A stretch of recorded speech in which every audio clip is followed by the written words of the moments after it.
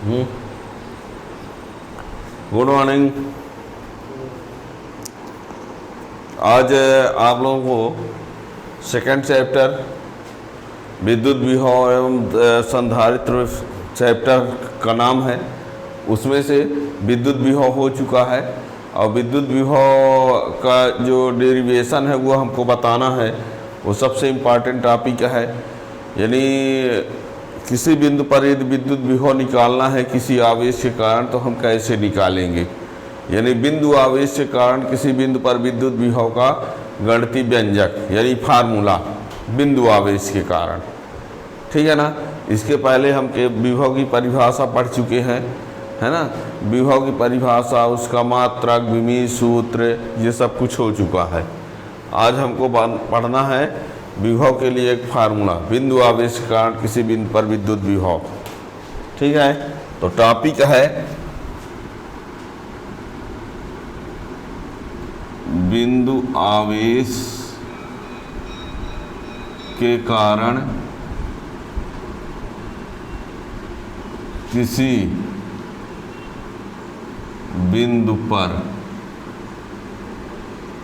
विद्युत विभव। ये बिंदु आवेश के कारण किसी बिंदु पर विद्युत विभव, ठीक है। तो विद्युत विभव किसी बिंदु पर लाना है तो उसके लिए हमने कुछ तरीका बताया था। सुनिए, किसी बिंदु पर विद्युत विभव यदि लाना है, किसी बिंदु पर विद्युत विभव यदि लाना है तो आप क्या करिए, एकांक धन आवेश को अनंत से उस बिंदु तक लाने में किया गया कार्य निकाल दो। यदि विद्युत क्षेत्र के किसी बिंदु पर विद्युत विभव निकालना है तो एकांक धन आवेश को अनंत से उस बिंदु तक लाने में किया गया कार्य ज्ञात कर लो और वह किया गया कार्य ही उस बिंदु का विभव कहलाएगा। या दूसरा तरीका, एक परीक्षण आवेश लेकर के उस अनंत से उस बिंदु तक लाने में किया गया कार्य निकालो और फिर कार्य बटे आवेश कर दोगे। ये परिभाषा बता रहे हैं। एकांक धन आवेश को अनंत से विद्युत क्षेत्र के किसी बिंदु तक लाने में किया गया कार्य उस बिंदु का विभव कहलाता है। तो इस परिभाषा को ध्यान रखना है। इसको समझने के लिए पीछे हमने ये सब कुछ बता दिया है। आज हमको जो है वो मेन टॉपिक हमारा ये है। देखिए, मान लेते हैं ये कोई बिंदु है, यहाँ पर प्लस क्यू आवेश है। किसी बिंदु ओ पर क्या है, प्लस क्यू आवेश है और उस प्लस क्यू आवेश से आर दूरी पर हमने एक बिंदु P ले लिया है और इस बिंदु P पर हम ज्ञात करना चाहते हैं विद्युत विभव, ठीक है। मान लेते हैं किसी बिंदु पर प्लस क्यू आवेश है, इससे आर दूरी पर कोई बिंदु P है। इस बिंदु P पर हम ज्ञात करना चाहते हैं विद्युत विभव। इस बिंदु पर विद्युत विभव ज्ञात करने के लिए क्या करना होगा, सुनो। एकांक धन आवेश को अनंत से हम लाएंगे। कहाँ से? एकांक धन आवेश को अनंत से लाएंगे कहाँ तक, बिंदु P तक। एकांक धन आवेश को अनंत से बिंदु P तक लाएंगे और उस बिंदु P तक लाने में जो किया गया कार्य होगा वही कार्य इस बिंदु का क्या कहलाएगा, विद्युत विभव। यानी यदि हमको यहाँ विभव ज्ञात करना है तो एकांक धन आवेश को अनंत से बिंदु P तक लाने में किया गया कार्य ज्ञात करना पड़ेगा और वह कार्य ही इस बिंदु का क्या कहलाएगा, विद्युत विभव। लेकिन अब हम कार्य ज्ञात करना चाहेंगे तो कार्य की गणना करने के लिए भी हमको कुछ जरूरत पड़ेगी। तो कार्य की गणना करने के लिए हम एकांक धन आवेश को पहले हम मान लेते हैं इस बिंदु A पर, जो कि यहाँ से कितनी दूरी पर है, x दूरी पर है, ये मान लेते हैं। क्या कहा हमने, इस बिंदु P पर हमको विभव निकालना है। इसके लिए एकांक धन आवेश को अनंत से बिंदु P तक लाने में किया गया कार्य ज्ञात करेंगे। अब कार्य की गणना करने के लिए एकांक धन आवेश को हम कहाँ मान लेते हैं, बिंदु A पर, जो कि ये कह देते हैं कि Q से कितनी दूरी पर है, x दूरी पर है। तो इस पर पहले लगने वाला बल निकाल लिया जाए। अब बल निकाल लेंगे, फिर बल निकालने के बाद यहाँ से उसको हम कुछ दूरी तक लाएंगे B तक।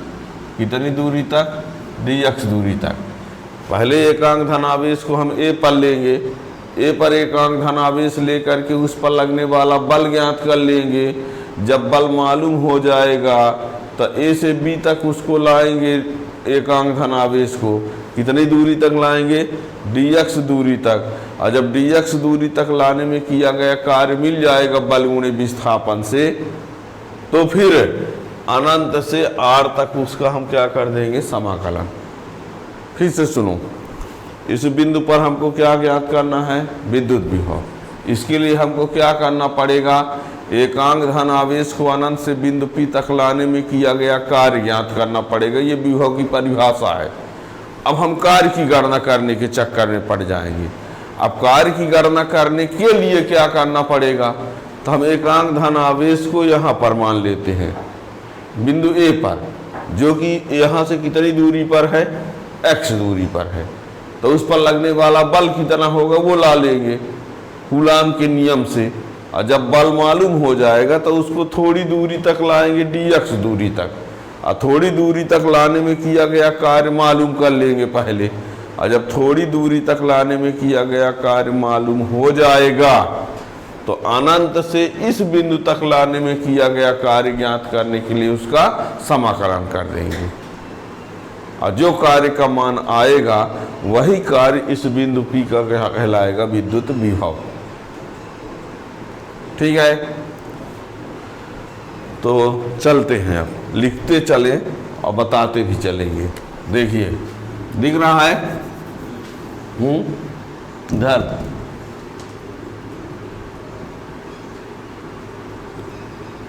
मान लिया किसी बिंदु O पर प्लस Q आवेश है, उससे R दूरी पर कोई बिंदु P है जिस पर हमें विद्युत विभव ज्ञात करना है। इसके लिए एकांक धन आवेश को अनंत से बिंदु P तक लाने में किए गए कार्य की गणना करेंगे।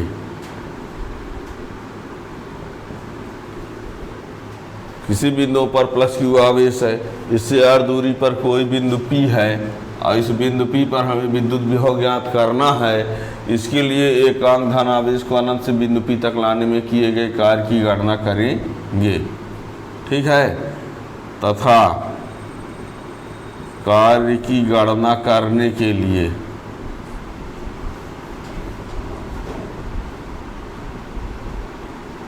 मान लिया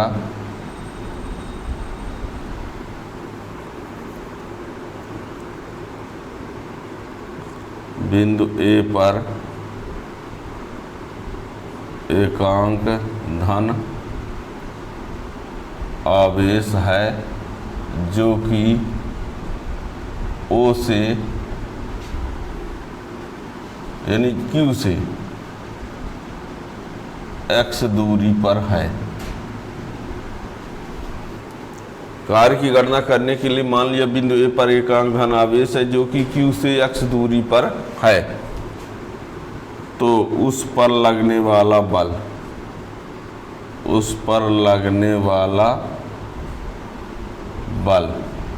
F बराबर, इस पर कितना बल लगेगा, 1/4 pi F ln not Q into 1/x square. ये कहाँ से पाया गया है, कूलाम के नियम से। कूलाम के नियम से इन दोनों के बीच लगने वाला बल कितना होगा, फार्मूला होता है F equal to 1/4 pi F ln naught Q1 Q2 बटे दूरी स्क्वायर। ये फार्मूला होता है, समझो।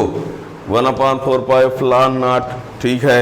Q1 का मीन्स Q लिख दिया, ये भी ठीक है। Q2 का मीन्स हमने क्या लिया है, एकांक आवेश, तो 1 लिख दिया। और दूरी का स्क्वायर तो यहाँ से यहाँ तक की दूरी कितनी है, x है, ठीक है ना। तो F बराबर 1/4 पाई एप्सिलॉन नॉट Q/x², ये हो गया इस पर लगने वाला बल। हमने यही कहा था ना कि इस पर लगने वाला पहले बल ज्ञात कर लिया जाए। तो बल लगेगा इतना, और ये बल जो लगेगा वो बल इस दिशा में कार्य करेगा, क्योंकि धन को क्या करेगा, प्रतिकर्षित, ठीक है ना।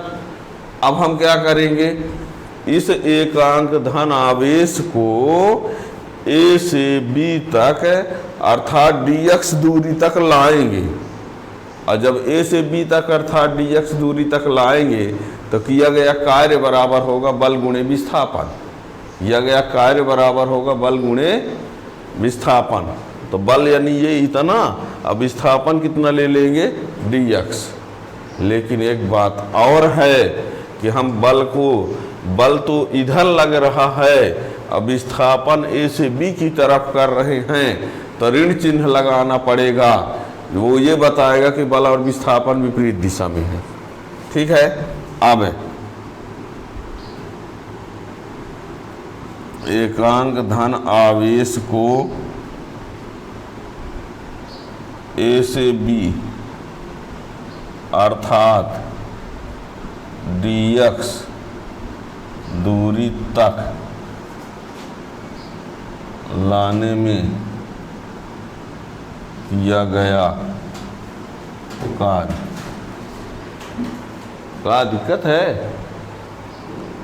अब एकांक धन आवेश को A से B तक अर्थात dx दूरी तक लाने में किया गया कार्य, तो dw बराबर -f इंटू dx। अब ये ऋण चिन्ह है, इस बात को प्रदर्शित करता है कि बल और विस्थापन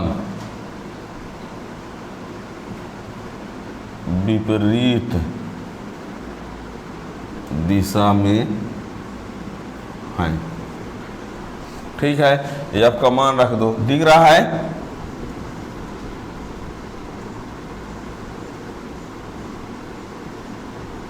अब सुनो क्या हुआ, एकांक धन आवेश को A से B तक लाने में अर्थात dx दूरी तक लाने में किया गया कार्य इतना है, लेकिन ये विभव नहीं है। ये विभव बिंदु P का विभव कौन कहलाएगा, एकांक धन आवेश को अनंत से बिंदु P तक लाने में किया गया कार्य। और अभी तो ये सिर्फ A से B तक लाने में किया गया कार्य है। हमको चाहिए कहाँ से कहाँ तक का कार्य, एकांक धन आवेश को अनंत से बिंदु P तक लाने में किया गया कार्य। और जबकि ये थोड़ी सी दूरी तक का कार्य है, और जब थोड़ी सी दूरी तक का कार्य हमको मालूम है तो अनंत से बिंदु P तक की लिए क्या करना पड़ेगा, यहाँ से यहाँ तक की दूरी यानी इन्फिनिटी, और यहाँ से यहाँ तक की दूरी यानी r, तो इन्फिनिटी से r तक उसका समाकलन कर देंगे। इन्फिनिटी से r तक उसका समाकलन, ठीक है ना। आगे लिखते हैं, अतः एकांक धन आवेश को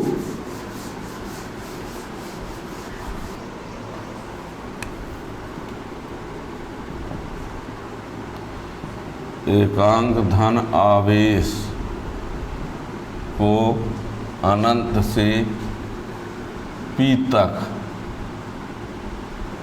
लाने में किया गया कार्य W बराबर ये रहा इन्फिनिटी से r और 1/4 pi epsilon not Q/x² dx। ये अनंत से r तक उसका समाकलन कर दिए, तो W बराबर यहाँ पर -Q/4 पाई एप्सिलॉन नॉट बाहर, और ये इन्फिनिटी से r और 1/x² dx। तो W बराबर -Q/4 पाई एप्सिलॉन नॉट, और यहाँ पर -1/x। ये बता दें 1/x² d x equal to minus 1/x होता है। ये समाकलन का सूत्र है।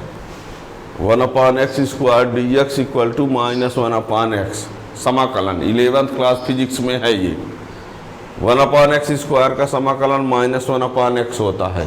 कुछ लोगों को लगता होगा सर ये कैसे आया है, तो समाकलन का पूरा फार्मूला से हम लगा के भी दिखा सकते हैं, लेकिन उतना सब कुछ करने की ज़रूरत नहीं है। डायरेक्ट लिख दिए कि इसका ये समाकलन होगा, ठीक है। और ये माइनस को इधर बाहर भेज दो, क्या हो जाएगा प्लस q/4πf(ln)0 और ये 1/x और ये r और इन्फिनिटी। ये माइनस कहाँ गया सर, माइनस माइनस प्लस हो गया।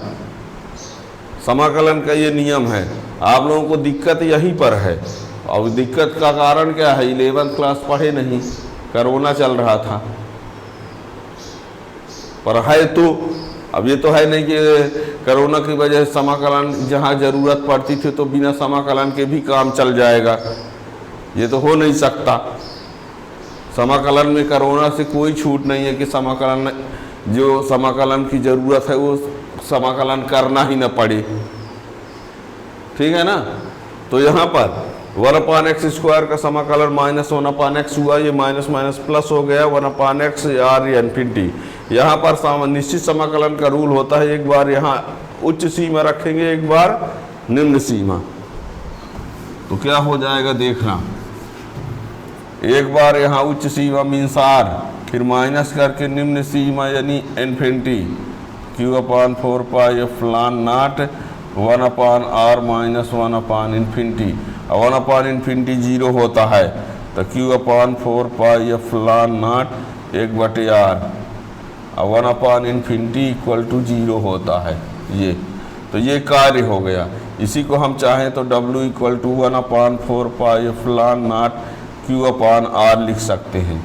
ये क्या है, एकांक धन आवेश को अनंत से बिंदु P तक लाने में किया गया कार्य। यही कार्य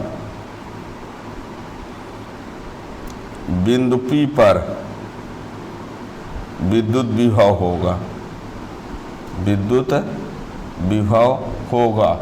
अतः V बराबर 1/4πf(ln)0 q/r। ये बोल्ट या V प्रोपोर्शनल 1/r, ये याद रखना, ठीक है। दिख रहा है तो V equal to 1/4πf(ln)0 q/r या V प्रोपोर्शनल 1/r, ठीक है। क्या कहा हमने, फिर से सुनना एक बार। हम कोई बिंदु O लेकर के वहाँ प्लस Q आवेश ले लिए, उससे r दूरी पर एक बिंदु P ले लिया, उस बिंदु P पर हमको विद्युत विभव ज्ञात करना है। इसके लिए हमको क्या करना पड़ेगा, एकांक धन आवेश को अनंत से बिंदु P तक लाने में किया गया कार्य ज्ञात करना पड़ेगा। कहीं ये कैसे जान लेते हैं आप, विद्युत विभव की यही परिभाषा है, हमने पीछे भी बताया है। अब बिंदु P पर तक लाने में किया गया कार्य की गणना करना है, तो एकांक धन आवेश को हम प्लस Q आवेश से x दूरी पर ले लिए, और x दूरी पर ले लिए वो बिंदु P A था, और वहाँ पर बल का मान ज्ञात कर लिए। और जब बल का मान मालूम हो गया तो थोड़ी सी दूरी तक उसको डिस्प्लेस किए dx दूरी तक, और वहाँ से dx दूरी तक लाने का कार्य ज्ञात कर लिए। जब कार्य मालूम हो गया, कार्य बराबर बल गुणे विस्थापन से, तो minus f into dx, minus जो है ऋण चिन्ह जो लगाया हमने वो बल विस्थापन विपरीत दिशा के कारण लगाया, और f का मान रख दिया। और थोड़ी सी दूरी का कार्य जब मालूम हो गया तो इन्फिनिटी से r तक उसका समाकलन कर दिए। समाकलन करने में दिक्कत है, पर दिक्कत भले है पर करना तो पड़ेगा ही। 1/x² का समाकलन माइनस 1/x, ठीक है। कैसे आता है उसको आप बता दिए कि 11th क्लास फिजिक्स में सब कुछ है। हम यहाँ पर डिटेल में ना बता के यहाँ पर सीधे पहुँच गए हैं। फिर भी यदि कोई कहता नहीं सर बता ही दीजिए, तो लीजिए हम लगाए दे रहे हैं यहाँ पर। ये समाकलन का एक सूत्र होता है, x⁴n dx यदि है तो x⁴n + 1/n + 1 होता है, ये सूत्र है। तो जो 1/x² dx है तो इसको लिखा गया x⁻−2 dx। ये अब देखो ये -2, तो ये रूल लगाओ, तो x⁻−2 + 1 -2 + 1, तो x⁻−1 तो -1/x। इसीलिए हमने इसके जगह ये लिख दिया है, ये देखो, ठीक है ना। तो इसीलिए ना बताया कि आप डायरेक्ट ये याद रखो, हमको दिक्कत नहीं है बताने में, ये 11th क्लास में सब कुछ था। तो ये यहाँ पर r के जगह एक x की जगह उच्च सीमा लिख दिया एक बार निम्न सीमा, समाकलन का रूल होता है। तो ये आ गया, ये बिंदु कि अब किसी बिंदु पर विद्युत विभव दूरी की व्युत्क्रमानुपाती आ गया, ठीक है। अब देखो इस फार्मूला से यदि इसी को हम परावैद्युतांक माध्यम में लिखेंगे तो क्या डिवाइड हो जाएगा, ठीक है ना। परावैद्युतांक माध्यम में लिखेंगे तो यही क्या हो जाएगा, k का इंटू हो जाएगा, यानी ये v equal to 1/4 pi epsilon naught k q upon r, ये बोल्ट परावैद्युतांक माध्यम में।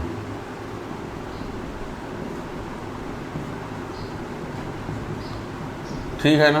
ये अब आप ये देखें, सुनिए, कुछ आप लोगों को बता दें, कुछ बातों की जानकारी दे दें। विद्युत क्षेत्र की तीव्रता ये नोट में या हेडलाइंस की पॉइंट जो भी समझो, की पॉइंट नोट जो भी, ये आपको बता दें। आपने पढ़ा था E equal to 1/4 pi epsilon naught Q upon R square, ये, और आज पढ़ा V equal to 1/4 pi epsilon naught Q upon R। देखो ये तीव्रता है, ये विभव है, ये क्या है, तीव्रता, ये क्या है। इसमें आपने देखा कि E प्रोपोर्शनल 1/R स्क्वायर है, इसमें V प्रोपोर्शनल 1/R, ठीक है।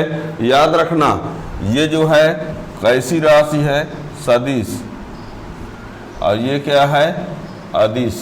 याद रखना आवेश का परिमाण लिया जाएगा, इसमें आवेश का परिमाण लिखेंगे, आवेश का परिमाण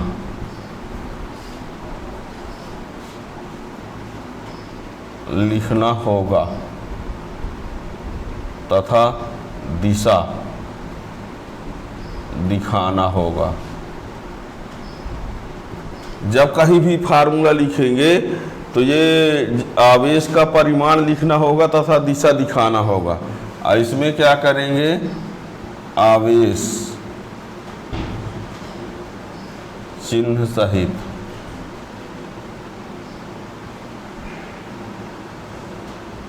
लिखना होगा, आवेश चिन्ह सहित लिखना होगा, चाहे धन या ऋण, ठीक है ना। जब भी ध्यान रखिएगा, जब हम कहीं विद्युत क्षेत्र की तीव्रता का यूज करेंगे तो ये फार्मूला लगाएंगे, अब प्लस आवेश होगा चाहे माइनस आवेश, हम लिखेंगे परिमाण, क्या लिखेंगे, और दिशा बता देंगे किस दिशा में। और ये तो अदिश राशि है तो आवेश चिन्ह सहित, धन आवेश के लिए विभव निकालेंगे तो धन, और ऋण आवेश के कारण निकालेंगे तो ऋण, ये जरूर याद रखना। अब बताओ, ये बात को समझो, दूरी के साथ विभव घटता है, दूरी के साथ विभव घटता है, दूरी के साथ विभव घटता है, दूरी के साथ तीव्रता भी घटती है, लेकिन ये दूरी के साथ विभव केवल घटता है कहोगे, और इसमें दूरी के साथ तीव्रता ज़्यादा घटती है क्योंकि इसमें R स्क्वायर लगा है ना। यानी दूरी के साथ विभव घटता तो है और तीव्रता भी घटती है, पर ज़्यादा कौन घटता है, तीव्रता, ठीक है ना। इसका हम एक ग्राफ बनाते हैं, ग्राफ बहुत इम्पॉर्टेंट, वेरी वेरी इम्पॉर्टेंट।